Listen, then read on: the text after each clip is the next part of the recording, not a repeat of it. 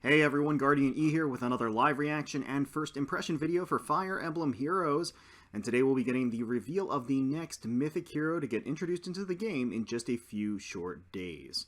So, I was asked earlier what guesses I have for the Mythic Hero this time around. I honestly don't know. I feel like they could pull anything. A lot of characters that I have no idea who they would be, but I'm going to throw out Nemesis and Hel, just as two potential options. We've gotten some Three Houses representation recently, so I was just thinking maybe something Three Houses based. Or, again, Hel has been MIA forever, so I would expect her to see her show up in a random banner just because it's been so long. But yeah, let's get started. I am not looking at my screen. Obviously, the name of the hero is revealed up there, but I'm not looking. And then once we hit play and the video starts, I will look back up just so I can get surprised like all of you. So let's get started. All right, sorry, that was a little bit loud. Had to adjust the volume a bit, so let's get started now. And I'll look back up now. A new Mythic Hero joins the battle. Oh my god, it is Hel. Okay. Okay, alright, I was right. I swear, I did not know who it was. You can even check. I made a comment about it earlier today that it might be Hel. And, oh, people aren't gonna believe me. Anyway, well, it's Hel. She's here. I don't know if people are super excited about this or anything, but again, it's been a long time. And her design is really cool, I think. I've always liked her design in the game, so it's nice that we'll be able to summon for her. So she is going to be a flying axe user. She's going to come alongside Fjorm, Ike, Tiki. There's Air. Okay, get some Roy in there too. Ooh, Fallen Female Corrin. Got Thrasir as well. Altina, alright. Fiora. Ooh, Fiora. Layla. Edelgard. Okay, nice selection here. We'll break that down, of course, by color a little bit later. But let's pause here and take a look. So starting on the 30th of July all the way until the 5th of August. So we have the standard week to pull for these units. And yeah, so we are going to finally get Hel. I mean, it's about time, really. We're past the midpoint of Book 4, so you would think that at this point we should have all of the Book 3 characters, but so we're finally going to get her. And she is actually going to be a Mythic Hero. I know that there was some speculation that maybe she would just get randomly dropped into a banner, kind of like Surtur was. But no, it looks like they are going to maintain the Mythic status. So, anything left of this trailer? I do not think so. Yeah, I wouldn't think so. No, okay. Alright, so we're going to go ahead and rewind, take another look, a closer look at Hel's skills. We know what her art's about. We've seen her 100 times in the story at this point, but let's take a closer look at what skills she comes with, as well as break down the banner and what the banner has to offer in terms of legendary heroes, regular heroes, and sort of rank it by color as far as, for sniping purposes. Alrighty, so here she is, and you have that rock. She's covered by the skeletons, which is, again, I think she has a cool design. Alright, so for her weapon, she has Hel's Reaper, a 16 might weapon. Accelerates special trigger cooldown count -1, so it has a killer/slaying effect, which is always solid. Neutralizes, effective against flying bonuses, so it has an IOT shield effect, which is also solid. If foe does not use magic or staff, calculates damage using foe's res. Okay, so her Reaper, her axe then does basically magic damage, unless the opponent is a magic or a staff user. And if a unit's HP is greater than 1, and foe would reduce unit's HP to 0, unit survives with 1 HP. Once per combat, does not stack. Okay, so she has a miracle effect as well. Okay, alright, that's a pretty strong effect. So it does, again, magic damage against non-magic users. Magic users tend to have pretty high res. I guess that's the more common archetype, so that kind of works in her favor. She's going to be attacking against units that are melee based. They're probably going to have higher defense, so she'll do more damage against them because she's going to be attacking their res stat. Against magic or staff users, she's going to be doing physical damage, which, again, commonly, I'm just saying commonly, certainly not for all archetypes, but commonly, magic users will have lower defense. And that is, of course, separate and distinct from the second part of the weapon, in which if her HP is more than 1, and she receives an attack that would kill her, she's going to survive with 1 HP. Once per combat, does not stack. So it does not stack, meaning it doesn't stack with things like Miracle, I guess. Or so if you have Miracle at the ready and you had Hell's Reaper, and in between rounds she healed back up through some other effect past 1 HP, it's not as though you can have both of those effects in combat.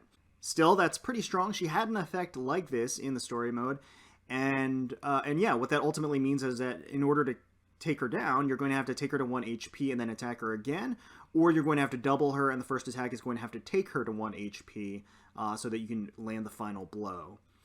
Luna for the special, distant counter for the A slot makes a ton of sense considering that she is going to want to be able to counter magic users. She's going to want to take advantage of her neutralization of effective against flying bonuses like archers, to be able to counter archers and things of that nature. Guard bearing 3 for the B slot. During unit's first combat in enemy phase, if foe initiates combat, reduces damage from foe's first attack by 50%. Obviously, that works very, very well with Hell's Reaper, because certainly what that means is that it's going to be more difficult to bring her down to 1 HP with the first attack, meaning that the second attack, double attacking her to secure the kill with the second attack is going to be more difficult with guard bearing in effect. Now, guard bearing is only going to be active for the first combat of each enemy phase, although, again, that's arguably the most important phase for her. She wants to not be above, or she doesn't want to be brought to 1 HP in the first attack that she takes. And as long as that's the case, she's not going to die from that first initiation because she has Hell's Reaper to allow her to survive at 1 HP. So some nice synergy there. It does definitely work together and allows her to survive, or at least helps her to survive that first initiation against her. And maybe that's all you need. Inevitable death for the C slot. So she's going to come with her own unique C slot skill. Inflicts attack, speed, defense, res -4 on foes within 2 spaces during combat. Okay, alright. Not a ton of frills there, but that is a very solid skill nonetheless. And I will note, -4 to all stats, it's not like it's something revolutionary, but it is an in-combat debuff, and I think that's really the important point here. In-combat debuffs are far, far harder to avoid than any other debuffs, certainly, right? And then it's not like in-combat buffs to Hel, for example, which could be negated by something like Bramamond, right? Because he or she or they have that skill where they can essentially negate, any combat buffs. So in-combat debuffs are, I guess, in a unique place right now in which there's no real way to avoid them. So that kind of makes this inevitable death, pretty inevitable, I guess. At least until there's a way to negate in-combat debuffs, which I don't believe there is at this point. So overall, solid kit. Nothing that blows me away, but at the same time, she fulfills a very unique archetype of being able to revive, essentially like self-sustain, being able to survive encounter after encounter, as long as she's above 1 HP, and certainly being able to reduce damage so that she guarantees surviving an initiation. I certainly think that skill template works very well with her personality, like her character as Death Sovereign. You would think she can't die, right? That was the whole point about her, as she's Death herself, so she can't die. So that it fits and works well with the lore and her backstory. So I do like how they brought that to life, so to speak. And again, it's solid. There's not really a character that does exactly what she does. I mean, there are really tanky units that thrive on Miracle, like Seliph and like a bunch of other units, but not one that's quite as robust. And at the same time, again, I like the fact that she neutralizes effective against flying bonuses, neutralizes effective damage. So again, she's reducing one-shot potential.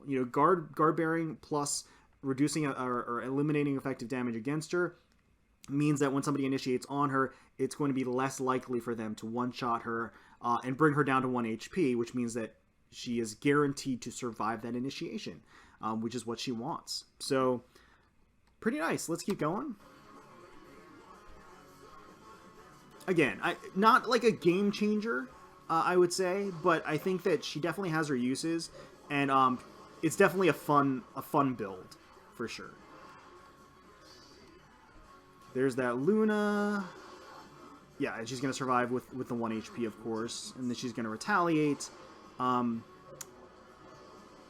yeah, there she goes. And she has, you know, minus cooldown because of her weapon.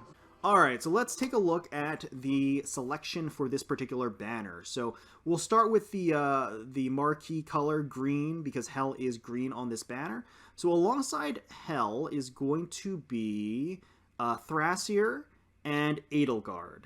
So that is a pretty stacked color, I gotta say. So again, Hel, she doesn't blow me away, but I think that she is going to have some unique utility. I think she's absolutely going to have her uses. Thrasier is a very strong green mage for sure. Very powerful, very potent.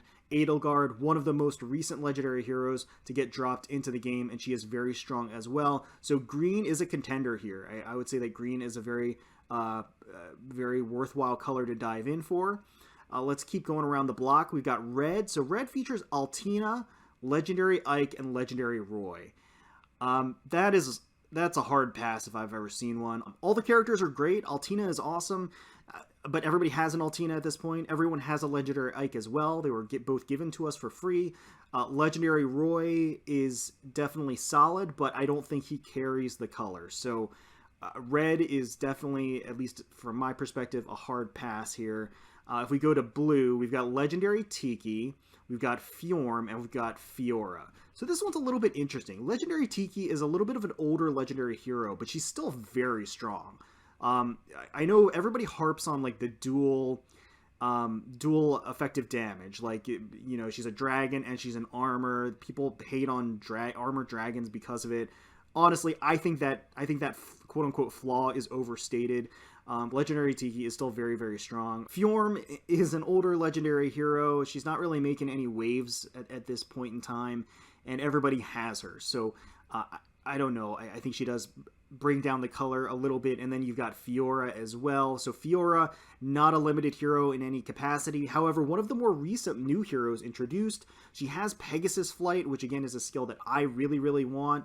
And that alone, I think, helps her a bit and helps the color a bit. But at the same time, you know, I would put it above red, but I definitely would not put it on the blue on the same level as green. So now let's take a look at colorless. So colorless features Air, Fallen Female Corrin, and Layla.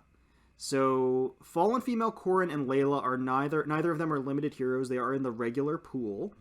Both have great stuff, though. So Fallen Female Corrin, I would say, is still strong to this day and has a good set of skills on her. Pretty full kit as well. Layla has a unique dagger, a unique effect, essentially, with the whole like character swapping. I've always found her to be one of the more fun characters that's been introduced recently, at least having fun mechanics. Basically, I want to see more characters like Layla introduced into the game rather than kind of just straight, you know, stat strength boosting, power creep type of stuff. But I digress. So Layla and Fallen Female Corrin, both solid contenders from the colorless. Air is a unit that everybody already has. She's a mythic hero, so she has her uses. At one point, I would have suggested that it's, you know, worthwhile having multiple airs for ether raid scoring or easy ether raid scoring. At this point, everybody already has Peony as well for a flying mythic hero, and not only that, a dancer at that. So again, I think airs, the need for multiple airs really isn't there anymore. So colorless, I don't know. I mean, I think colorless is probably on the same level as blue, depending on what you need. Like, they both kind of offer different things for different people, different players, and where they kind of are as far as their barracks are concerned. So I would put them kind of on an even level. So I'm pretty comfortable with that ranking. Green is probably the best color to snipe for here. And then below that, we've got blue and colorless kind of tied, depending on your needs. And then below that, I would personally put red, bringing up the rear. So that's my personal ranking. Again, a lot of that is going to depend on your own barracks and your own needs and your own priorities. This is just to give you an idea, I think, of the potency of each of the colors and which you may want to consider sniping for. You know, for me personally, I don't think I'm really going to be summoning hard on this banner at all. I think I'm like standard. If I'm not going in on a legendary or mythic hero banner, I'm just going to do the first full circle at the 8%, see how we do, and hope for the best. I may change my mind on that at the end of the day. I actually don't have any of the units on green, so that is a ripe color for me to snipe on. So we'll see. Maybe I'll throw a couple of orbs at it. I don't know. We'll play it by ear. But let me know in the comments below if you're excited for this banner, if you're excited for Hel finally being summonable in Fire Emblem Heroes, if you're going to be targeting any of these particular units, any of these particular colors, let me know in the comments below. Hopefully you all enjoyed the video. If you did, please feel free to leave us a like, comment, and subscribe to the channel for more Fire Emblem Heroes content. We thank you all so much for watching and taking time out of your day to spend with us. We really, really do appreciate it. Certainly wishing the best for you, your family, and your friends, and hoping that you're all staying safe, healthy, secure, and united out there. And until next time, let's protect those skies.